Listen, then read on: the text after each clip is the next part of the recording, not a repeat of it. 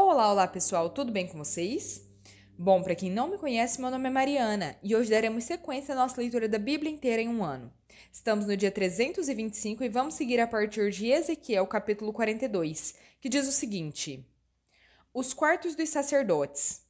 Depois disso, o homem conduziu-me para o lado norte, para o pátio externo, e levou-me aos quartos que estão diante do pátio do templo e diante do prédio, do lado norte.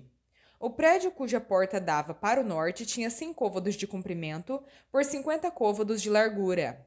Tanto na seção que ficava a 20 côvados de distância do pátio interno, quanto na seção oposta ao piso do pátio externo, havia uma galeria na frente da outra nos 3 andares. Na frente dos quartos havia uma passagem interna com 10 côvados de largura por 100 côvados de comprimento. As suas portas ficavam no lado norte. Ora, os quartos superiores eram mais estreitos, pois as galerias tomavam mais espaço deles do que dos quartos dos andares inferior e intermediário do prédio. Os quartos do terceiro andar não tinham colunas, ao passo que os pátios tinham. Por isso, a área deles era menor do que a dos quartos dos andares inferior e intermediário, desde o piso. Havia uma parte externa paralela aos quartos e ao pátio externo. A sua extensão era de 50 côvados, na frente dos quartos. A fileira de quartos junto ao pátio interno tinha 50 côvados de comprimento, e a que ficava mais próxima do pátio central tinha 100 côvados de comprimento. Os quartos de baixo tinham entrada pelo lado leste, quando se vem do pátio externo.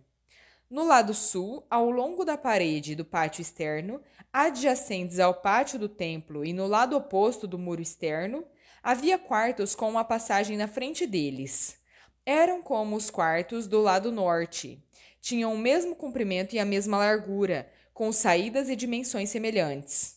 As portas do lado norte eram semelhantes às portas dos quartos do lado sul. Havia uma entrada no início do corredor, paralelo ao muro correspondente, que se estendia a leste. Esse corredor dava acesso aos quartos. Depois o homem me disse: Os quartos do norte e do sul, que dão para o pátio do templo, são os quartos em que os sacerdotes que se aproximam do Senhor comerão e guardarão as ofertas santíssimas, isto é, as ofertas de cereal, as ofertas pelo pecado e as ofertas pela culpa, pois o local é santo. Assim que os sacerdotes entrarem nos recintos sagrados, só poderão ir para o pátio externo depois de tirarem as vestes com as quais ministram, pois elas são santas. Porão outras vestes antes de se aproximarem dos lugares reservados para o povo. Quando ele acabou de medir o que havia dentro da área do templo, levou-me para fora, pela porta leste, e mediu a área ao redor. Mediu o lado leste com uma vara de medir. Tinha 500 côvados. Mediu o lado norte. Tinha 500 côvados, segundo a vara de medir. Mediu o lado sul. Tinha 500 côvados, segundo a vara de medir. Depois ele foi para o lado oeste e mediu. Tinha 500 côvados, segundo a vara de medir. Assim ele mediu a área nos 4 cantos. Em torno dela havia um muro de 500 côvados de comprimento por 500 côvados de largura, para separar o santo do comum. Ezequiel capítulo 43. A glória do Senhor retorna ao templo. Então o homem levou-me até a porta que dava para o leste, e vi a glória do Deus de Israel que vinha do lado leste. A sua voz era como o estrondo de muitas águas, e a terra refulgia com a sua glória. Esta visão era semelhante à visão que eu tive quando ele veio destruir a cidade e as visões que eu tive junto ao rio Quebar, e me prostrei com o rosto em terra. A glória do Senhor entrou no templo pela porta que dava para o lado leste. Então o Espírito pôs-me em pé e levou-me para dentro do pátio interno, e a glória do Senhor encheu o templo. Enquanto o homem estava ao meu lado, ouvi alguém que falava comigo de dentro do templo. Ele disse: Filho do homem, este é o lugar do meu trono e o lugar para a planta dos meus pés. Aqui viverei para sempre entre os israelitas. O povo de Israel jamais contaminará o meu santo nome, nem os israelitas, nem os seus reis, mediante a sua prostituição e os ídolos sem vida dos seus reis, dos seus santuários nos montes. Quando eles puserem a sua soleira perto da minha soleira e os seus pilares junto dos meus pilares, com apenas uma parede que fazia separação entre mim e eles, contaminaram o meu santo nome com as suas práticas detestáveis. Por isso eu os destruí na minha ira.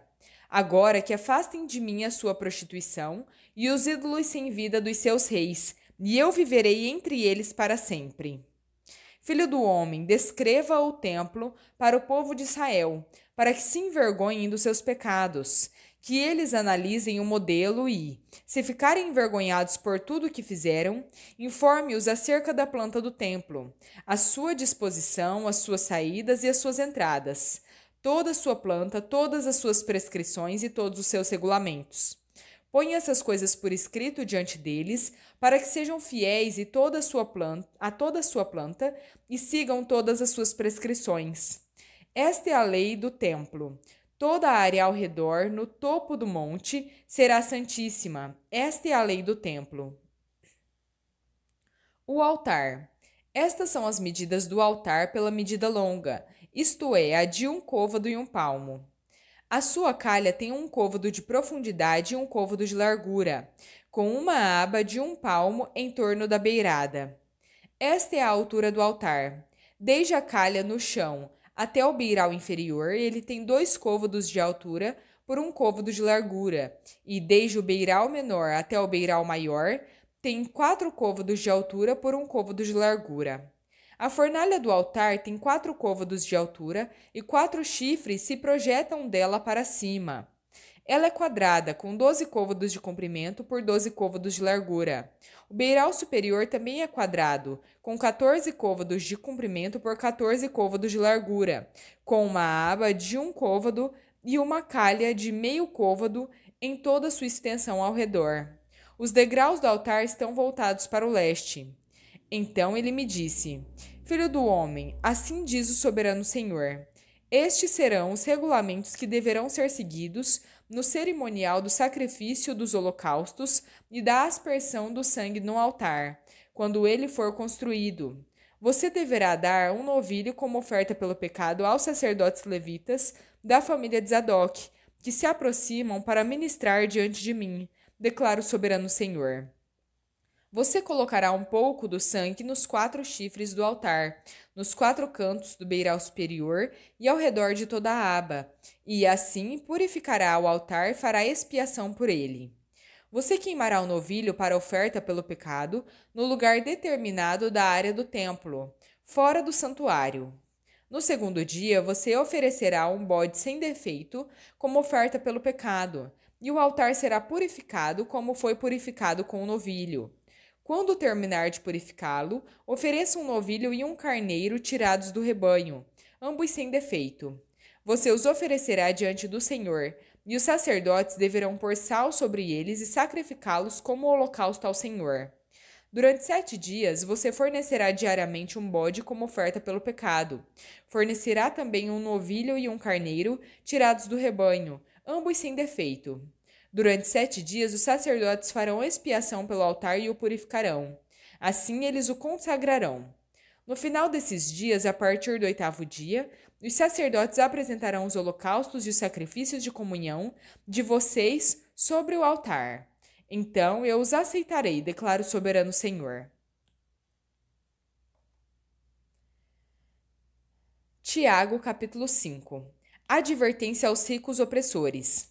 Ouçam agora vocês, ricos, chorem e lamentem-se, por causa das desgraças que virão sobre vocês. A riqueza de vocês apodreceu, e as traças corroeram as suas roupas. O ouro e a prata de vocês enferrujaram, e a ferrugem deles testemunhará contra vocês, e, como fogo, consumirá a sua carne. Vocês acumularão bens nesses últimos dias. Vejam o salário dos trabalhadores que ceifaram os seus campos, e que vocês retiveram com fraude, está clamando contra vocês. O lamento dos ceifeiros chegou aos ouvidos do Senhor dos Exércitos. Vocês têm vivido luxuosamente na terra, têm se entregado aos prazeres e se fartado de comida em dia de abate. Vocês têm condenado e matado o justo, sem que ele ofereça resistência. Paciência nos sofrimentos. Portanto, irmãos, sejam pacientes até a vinda do Senhor. Vejam como a agricultura aguarda que a terra produza a preciosa colheita e como espera com paciência até virem as chuvas do outono e da primavera. Sejam também pacientes e fortaleçam o coração de vocês, pois a vinda do Senhor está próxima. Irmãos, não se queixem uns dos outros, para que não sejam julgados. O juiz já está às portas. Irmãos, tenham como exemplo de paciência no sofrimento os profetas que falaram em nome do Senhor. Saibam que consideramos felizes aqueles que perseveraram. Vocês ouviram falar sobre a perseverança de Jó e viram o fim que o Senhor lhe proporcionou, pois o Senhor é cheio de compaixão e de misericórdia. Sobretudo, meus irmãos, não jurem pelo céu, nem pela terra, nem por coisa alguma. Que o sim de vocês seja realmente sim, e o não seja não, para que não caiam em condenação. A oração da fé. Se há alguém sofrendo entre vocês, que ele ore.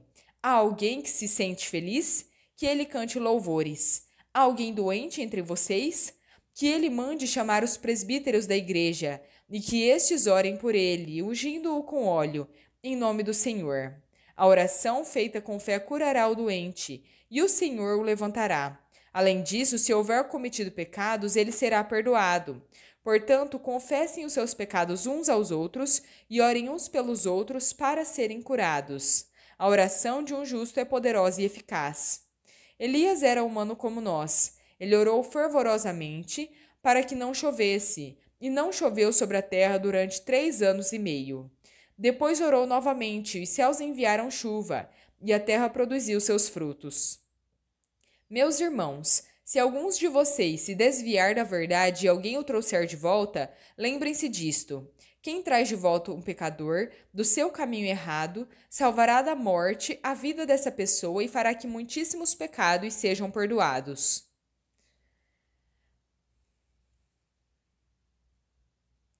Salmo 119, versículos 1 ao 16. Bem-aventurados os de conduta irrepreensível, que vivem conforme a lei do Senhor. Bem-aventurados os que obedecem os seus testemunhos e o buscam de todo o coração. Não praticam o mal e andam nos seus caminhos. Tu mesmo ordenaste os teus preceitos, para que sejam fielmente obedecidos. Quem dera fossem firmados os meus caminhos na obediência aos teus estatutos. Então eu não seria humilhado ao considerar todos os teus mandamentos. Eu te louvarei de coração sincero, quando aprender as tuas justas ordenanças. Obedecerei aos teus estatutos, nunca me abandones. Como pode o jovem manter puro o seu caminho, vivendo de acordo com a tua palavra? Eu te busco de todo o coração. Não permitas que eu me desvie dos teus mandamentos. Guardei no coração a tua palavra para não pecar contra ti. Bendito seja, Senhor. Ensina-me os teus estatutos. Com os lábios repito todas as ordenanças que promulgaste.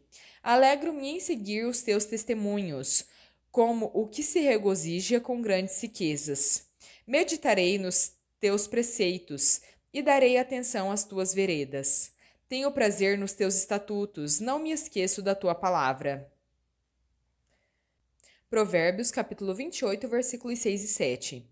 Melhor é o pobre íntegro na sua conduta, do que o rico perverso nos seus caminhos. Quem obedece à lei é filho sábio, mas o companheiro dos glutões envergonha o pai. Bom, pessoal, terminamos por aqui a nossa leitura. Espero que tenham gostado. Se gostaram, deixem o seu like, compartilhem esse vídeo e se inscrevam no canal se ainda não são inscritos. Gostaria de lembrá-los que, curtindo o vídeo, compartilhando ou comentando, isso ajuda muito o canal, faz com que o YouTube entenda que esse vídeo é importante e envie esse conteúdo para outras pessoas. Então, por favor, faça isso, nos ajude para que mais vidas também possam ser alcançadas. Amém? Que Deus abençoe muito e até a próxima!